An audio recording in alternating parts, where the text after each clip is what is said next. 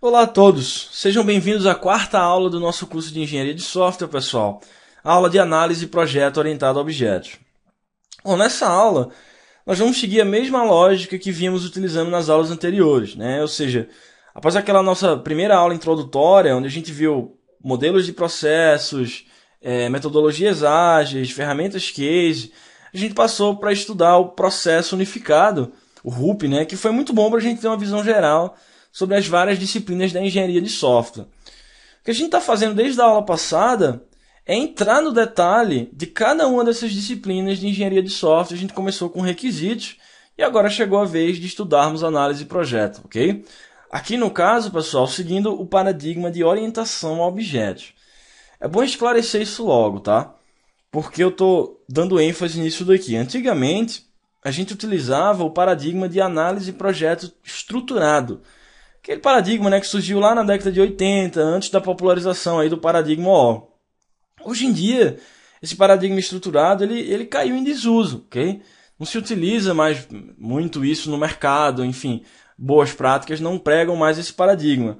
Mas algumas provas ainda insistem em cobrá-lo, certo? Você já deve ter visto isso em prova de seleção. Estou falando de diagrama de contexto, diagrama de fluxo de dados, dicionário de dados, certo? Mas a nossa aula não vai focar nisso. Como eu falei para vocês, ela vai focar no paradigma OO, que é o que a gente utiliza hoje em dia e cai muito mais em prova, ok? Se você quiser dar uma olhada no paradigma de análise de projeto estruturado, eu recomendo que você procure a wiki do Yordon, certo? Yordon, Y-O-U-R-D-O-N, tá? É o cara que criou o paradigma de análise estruturado e você vai encontrar todas as informações sobre ele na wiki desse cara. Então procure no Google aí, wiki, Yordon, análise estruturada, que você vai encontrar o que eu estou dizendo, ok?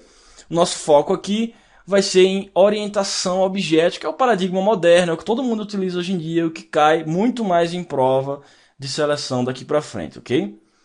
Voltando à nossa ementa, o que é que nós vamos ver nessa aula, pessoal? Bom, várias coisas. Primeiro a gente vai ver a diferença entre análise e projeto. São duas coisas diferentes, a gente vai entender qual é a grande diferença. O que acontece na análise, o que acontece no projeto, quais técnicas são utilizadas. A gente vai ver alguns conceitos de orientação a objetos também, né? Claro, se eu estou falando de análise e projeto orientado a objetos, a gente precisa dar uma revisada em alguns conceitos de essa aula não é para ensinar orientação a objetos, pessoal. Eu estou partindo do pressuposto que você já tenha uma noção sobre esses conceitos aqui. A gente vai revisar classes, herança, polimorfismo, encapsulamento, essas coisas, para dar mais contexto a essa nossa aula, né? Para ficar mais pé no chão. Mas não é a minha intenção aqui ensinar orientação a objetos, até porque isso seria um curso muito mais longo do que uma aula só, né? Se você lembra aí da sua universidade, por exemplo, provavelmente você teve um semestre inteiro para aprender orientação a objetos. Não é o meu objetivo aqui ensinar isso agora, ok? Só revisar. Então vamos revisar esses conceitos. Vamos ver também um assunto muito importante, pessoal, que é o de padrões arquiteturais. Cai muito em prova, tá? Eu estou falando de arquitetura em camadas, cliente-servidor, arquitetura web, padrão MVC. Vamos ver conceitos de coesão e acoplamento também. Enfim, essa aula ela é bem focada, ela tem muitos tópicos importantes que caem em prova aqui. Espero que vocês aproveitem bem, prestem bastante atenção, ok? Um último recado. Nessa aula, vocês vão perceber, eu vou utilizar alguns exemplos de código Java, pessoal, para explicar alguns conceitos. Por que Java? Né? Porque é a linguagem que hoje em dia as pessoas têm maior familiaridade, é uma linguagem que cai muito em prova, então é a linguagem que eu escolho aqui para dar alguns exemplos de código para vocês. Porque para explicar alguns conceitos, pessoal, não tem jeito, a gente tem que olhar uns trechos de código, a gente tem que entender como é que essas coisas são implementadas, tá? Porque daqui para frente a gente está caindo na real, a gente está entrando em disciplinas técnicas. Acabou aquela história de requisitos, de entender a necessidade do meu cliente, de modelagem de negócio. Daqui para frente são atividades técnicas, é projetar classe, é projetar arquitetura. E a gente precisa dar uma olhada em alguns trechos de código para entender bem isso daqui, ok? Então, estou partindo também do pressuposto que você já tenha pelo menos uma certa familiaridade com Java e conceitos básicos de nada demais, mas pelo menos que você já tenha um certo entendimento disso daí, ok? Beleza, como já é de praxe, a gente vai fazer várias questões aí que mostram como é que essas coisas costumam ser cobradas em prova, ok? E vocês já devem estar esperando esse próximo slide aqui, eu vou mostrar a bibliografia que eu utilizei para montar essa aula. Então vamos lá. Olha lá, pessoal. Bibliografia. Olha só, o assunto de análise e projeto OO, na verdade ele é muito extenso, né? Ele é muito diversificado, ele é muito esparso. Ele é diferente, por exemplo, de requisitos, que basta você estudar o capítulo do Pressman, o capítulo do Somerville de requisitos, por exemplo, que acabou, aquilo ali já está suficiente, é o que costuma cair em prova de concurso. Aqui não, análise de projeto OO, assunto muito esparso. Agora, como sempre, claro que eu utilizei trechos do Somerville e do Pressman para montar essa aula, como vocês estão percebendo aí, tá? E alguns conceitos do RUP também, principalmente da disciplina de análise de projeto, claro, né? Tem uma disciplina chamada análise e design lá no RUP. Se eu estou falando sobre isso aqui nessa aula, então é claro que eu tirei alguns trechos do RUP também. É bem fácil de entender isso lá no modelo do RUP, ok? Por exemplo, a parte que eu falo aqui nessa aula sobre classes de fronteira, classes de controle e de entidade, foi toda tirada do RUP. Deem uma olhada lá na disciplina de análise e design dele, ok? Mas como eu falei para vocês, essas três bibliografias aí são as principais fontes dessa aula, mas o assunto é muito esparso, ele é muito extenso e diversificado. Então outras partes dessa aula foram tiradas de, por exemplo, artigos, de revistas, de fontes na internet, ok? Não tem problema nenhum isso daí, pessoal. Procurar, não precisa sempre utilizar livro não, tá? Artigo de internet não quer dizer que é ruim, não, porque eu não sei quem escreveu. Você deve procurar e deve ter o discernimento para entender se aquilo está alinhado com a principal fonte literária sobre o assunto, ok? Não tem problema nenhum, tirei sim alguns trechos da internet aqui dessa nossa aula, porque o assunto não vai se esgotar somente nessas bibliografias que vocês estão vendo aqui na tela, ok? Bom, para vocês que estão vendo essa aula aqui, então, o trabalho já está bem mais fácil, né? Foi bem facilitado para vocês, porque eu já compilei quase tudo que é importante sobre esse assunto aqui nessa aula. Depois, se vocês quiserem dar uma aprofundada, vocês podem procurar em revistas, em artigos específicos sobre esses assuntos aqui e nos próprios livros que vocês estão vendo nessa tela, ok? Beleza. Então, ó, vamos descobrir daqui a pouco, pessoal, que análise é diferente de projeto. E a gente vai começar com essa primeira atividade, tá? Análise orientada a objetos, para entender tudo o que acontece aqui dentro, qual é o seu foco, quais são os seus objetivos, o que é que você gera como artefatos e coisas desse tipo, ok? Então vamos lá, vamos começar com análise OO, pessoal, olha só. Análise orientada a objetos. Para a gente entender o que acontece na análise, pessoal, primeiro a gente precisa relembrar o que fizemos na etapa anterior, né, a de requisitos. Lembra lá, basicamente o que a gente fez foi percorrer todas aquelas etapas da engenharia de requisitos, né? Licitação, especificação, validação, que no final gerou um documento de requisitos, né? O grande artefato resultante lá da engenharia de requisitos, que especifica as funcionalidades que vão fazer parte do seu sistema, ok? Então tá lá, após a etapa de requisitos, temos os documentos de requisitos e os casos de uso em mãos. Muito bem. O que a gente quer fazer agora, pessoal? Lembre do seguinte, eu falei várias vezes isso na aula passada de requisitos. O documento de requisitos, ele não deve conter nenhum detalhe técnico do seu sistema. Ou seja, cálculos específicos, algoritmos que a sua aplicação utiliza. Ele é um documento voltado para clientes e usuários entenderem as funcionalidades do seu sistema, adotando uma perspectiva externa, ok? Agora, não obstante, pessoal, é claro que precisamos começar a pensar nesses detalhes técnicos, em como o nosso sistema está estruturado, por exemplo, quais são as principais entidades que compõem esse sistema, né? Classes, objetos. Ou seja, a gente precisa cair na real e começar a gerar modelos técnicos para o sistema que vai ser implementado, beleza? Pois muito bem, o objetivo da atividade de análise é essencialmente esse, pessoal, olha lá.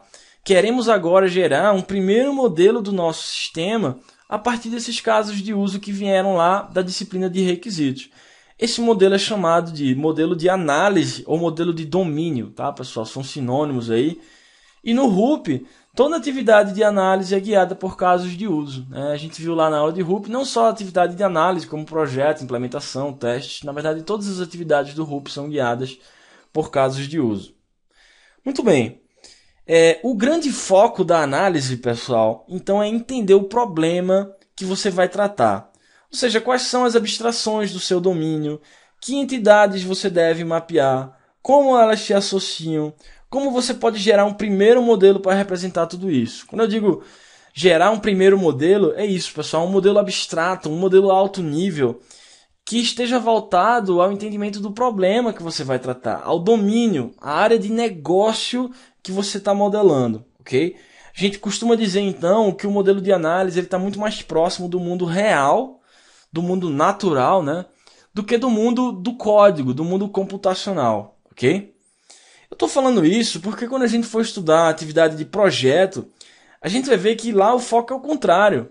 É entender a solução que você vai dar a esse problema, certo? Por solução, estou querendo dizer o seguinte, tudo aquilo que você precisa considerar para que o seu software funcione. Estou falando de arquitetura, tecnologia, estruturação em camadas, padrões de projeto, detalhes de implementação, enfim, todas aquelas atividades e necessidades técnicas são entendidas na atividade de projeto. Por isso que a gente costuma dizer que o projeto está mais próximo do mundo computacional, né, do mundo do código, beleza? Então essa é a diferença fundamental entre análise e projeto. Pessoal, espero que essa diferença básica esteja entendida desde agora, certo? A análise foca no problema, foca em gerar um primeiro modelo de alto nível, um modelo abstrato para representar, para ter uma primeira representação desse seu sistema, ok? Está mais próximo do mundo real. Projeto considera todos os detalhes técnicos, arquitetura, padrão do projeto, linguagem, tecnologia, camadas, etc, etc.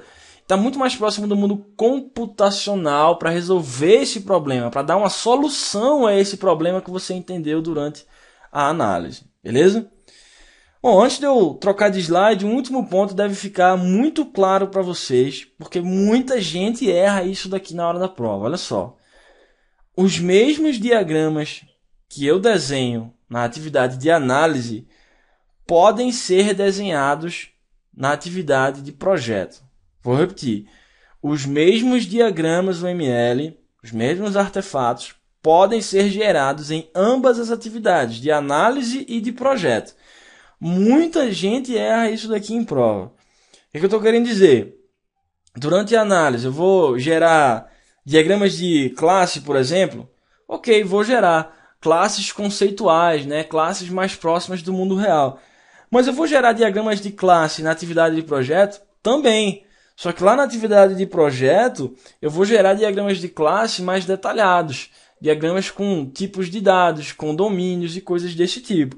Posso desenhar diagrama de sequência na atividade de análise? Posso. Muita gente acha que é só na atividade de projeto que você desenha diagrama de sequência. Realmente é bem mais comum você desenhar diagrama de sequência na atividade de projeto, mas você pode desenhar e gerar esses artefatos em ambas as atividades, ok? Qual é a diferença desses artefatos que você gera na análise e no projeto? A diferença básica, pessoal, reside no nível de detalhes que cada atividade coloca em cada diagrama. Por exemplo, diagrama de classes na análise tipicamente não detalham tipos de dados específicos ou relacionamentos ou mesmo métodos nas classes. As classes de análise muitas vezes nem contêm métodos. Você nem vê isso nos diagramas de análise, ok? As classes são bem chutas, digamos assim, né? Porque na análise você está preocupado com entender a essência do seu problema e não os detalhes desse problema. Agora, claro, já um diagrama de classe gerado no projeto arquitetural do seu sistema, por exemplo, seria bem mais detalhado, né? Com todos os métodos que são necessários naquelas classes, todas as informações sobre relacionamentos, enfim, tudo que é necessário do ponto de vista técnico, ok? O mesmo eu poderia falar sobre diagramas de sequência e, enfim, outros tipos de diagrama. Eu quero que isso fique bem claro para vocês. Eu posso gerar os mesmos artefatos, só que variando o nível de detalhes, porque o foco de cada uma dessas duas atividades é diferente. Análise é um primeiro entendimento da essência do seu problema. Projeto é entender a solução computacional para esse problema, ok? Muito bem, cuidado com isso daí. Vamos lá, vamos continuar aqui, pessoal. Olha só. Resumindo tudo isso que eu falei no slide passado, é isso que eu quero fazer durante a atividade de análise, pessoal. Vamos lá. Entender o problema a ser tratado antes de partir para a solução. Análise e depois projeto. Encontrar os elementos que vão compor o seu software no primeiro modelo, que a gente chama de modelo de análise, né? As funções, os dados e os relacionamentos desses elementos. Bom, no caso da análise orientada a objetos, a gente vai identificar objetos do mundo real. E a gente vai estudar daqui a pouco que objetos realmente possuem tudo isso daí, pessoal. Dados, operações e relacionamentos, ok? Bom, e agora a gente vai poder ver a grande diferença da análise em relação ao projeto. Olha só, nessa etapa, a tecnologia de implementação e requisitos não funcionais são ignorados. Olha só, pessoal, isso é importantíssimo, hein? Ou seja, para você entender o problema a ser tratado, né, que é o que você quer fazer no final das contas aqui, você precisa olhar para o mundo real, para o negócio a ser modelado, sem envolver necessariamente, nesse primeiro momento, tecnologia. Não interessa para você discutir nesse momento se o seu sistema vai ser feito em Java ou em C++. Se você vai usar um banco, sei lá, relacional ou orientado a objetos. Porque tudo isso, pessoal, é aspecto computacional. A gente deixa esses elementos para a etapa de projeto, que é a etapa que vai dar a solução técnica para tudo isso. É como se durante a análise nós estivéssemos no mundo ideal, ou seja, sem restrições. Isso já caiu em prova várias vezes, hein? Tipicamente a gente não vai pensar, por exemplo, em requisitos não funcionais como desempenho, tempo de resposta, carga, segurança, nada disso. A gente está somente buscando modelar as principais entidades que vão fazer parte do nosso sistema e gerar um primeiro modelo abstrato que represente tudo isso, ok? Que entenda o problema que você está tratando. Beleza, pessoal? Segundo, o RUP é uma atividade opcional. Eu já falei isso na aula de RUP, tá? Mas não custa nada repetir. A análise ela é considerada uma atividade opcional no RUP. Por quê?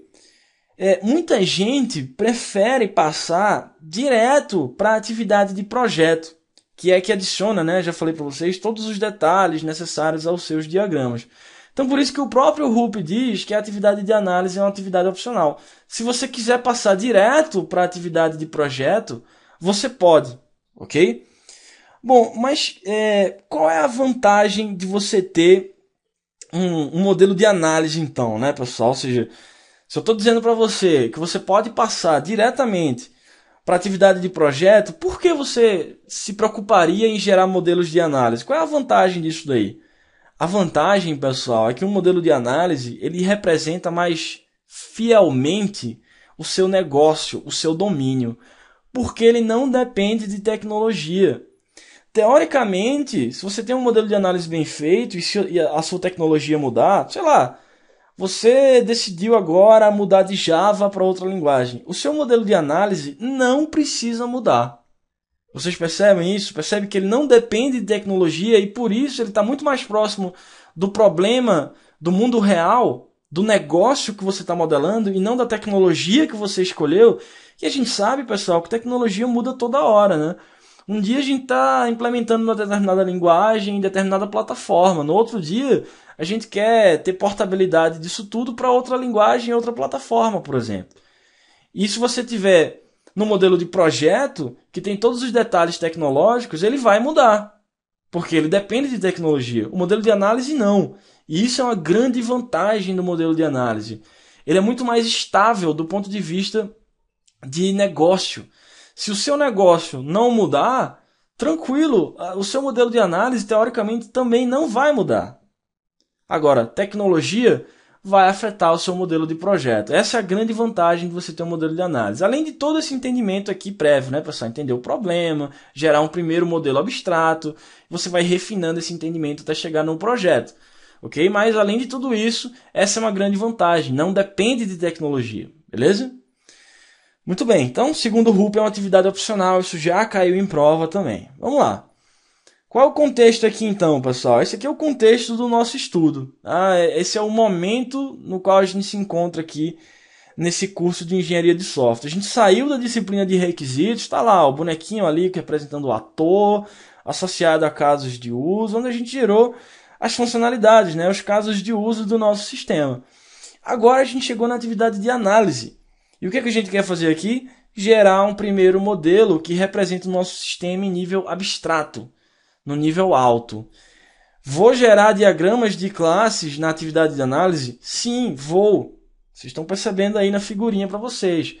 Só que vocês estão percebendo como esse diagrama de classe da atividade de análise ele é bem resumido, ele é bem abstrato. Ó. Eu estou mostrando as classes aí, na verdade poucas classes, né? Eu estou tendo associações entre as classes, mas eu não estou mostrando a navegabilidade entre elas, eu não tenho dependência, eu não tenho agregação, nada disso. É só um primeiro diagrama, um primeiro modelo para representar o nosso sistema, ok? É isso que a gente quer fazer aqui em nível de análise, sem nos preocupar com tecnologia, sem nos preocupar com restrições de requisitos não funcionais também, ok? Depois vamos passar para a atividade de projeto. E lá sim, percebam como eu tenho, de novo, diagrama de classe? Tenho, porque os mesmos diagramas podem ser gerados em ambas as atividades. Só que o nível de detalhe que vocês estão vendo ali na direita, no diagrama de projeto, ele é muito maior. Não sei se vocês perceberam nessa figurinha aí, mas esse diagrama de classe de projeto, lembra lá da nossa aula de UML, hein, pessoal? Tem bem mais coisas, ó. Agregação entre classes aí, ó, dependência, navegabilidade, tem bem mais classes, poderia ter composição, porque no diagrama de projeto a gente quer ter um grande diagrama unificado com todas as nossas classes que representam os subsistemas da nossa aplicação e com todos os detalhes de tecnologia e detalhes técnicos para acrescentar, para depois começar a implementar esse sistema, ok? Então vamos lá.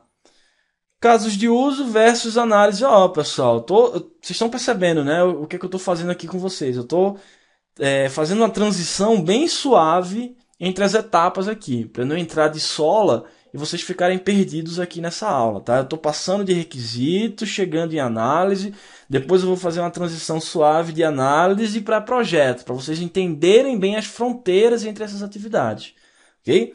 Então tá lá, ó, casos de uso versus análise, ó. Casos de uso são descritos na linguagem do cliente. Por quê? Para o cliente validar, para ele entender o funcionamento do seu sistema do ponto de vista externo. Já na análise, tudo bem que eu estou gerando modelos de alto nível, é uma primeira representação do nosso sistema. Mas a linguagem que você utiliza aqui já começa a ser mais técnica, né, pessoal? Você vai começar a gerar, por exemplo, como eu falei, diagramas de classe, diagramas de sequência. Então, são descritos os artefatos aqui na linguagem de desenvolvedores na análise, ok? No projeto mais ainda, né? Mas aqui a gente já começa a ter uma mudança de linguagem. Casos de uso, visão externa do sistema. Na análise, é uma visão interna do nosso sistema. Apesar de ser de alto nível, pessoal, eu já posso dizer que estou tendo uma visão mais interna do nosso sistema, porque eu vou começar a tratar de classes, de objetos, de relacionamentos. O seu cliente ele não está preocupado com isso. Ele nem sabe o que é. Ele nem sabe o que é uma classe de dados. Enfim, ele tem uma visão externa, enquanto na análise você começa a já ter uma primeira visão interna do seu sistema. Casos de uso. Captura as funcionalidades do seu sistema. Análise mostra como as funcionalidades podem ser realizadas. Vocês vão ver que para cada caso de uso aqui na análise, a gente vai começar a identificar os elementos daquele caso de uso. As classes que podem ser derivadas daquele caso de uso, os relacionamentos entre elas. Então a gente mostra, num primeiro nível, aí, como é que essas funcionalidades podem ser realizadas em termos de classes, objetos, relacionamentos, mensagens, etc. Ok? Modelo de casos de uso estruturado por casos de uso, claro. Aqui na análise a gente está estruturando por classes e pacotes. Ok? Muito bem. Agora, o que são classes, pessoal? Estou falando desde o início da aula que a gente vai focar no paradigma orientado a objetos, ok? Não aquele paradigma antigo, né, de análise e projeto estruturado lá da década de 80.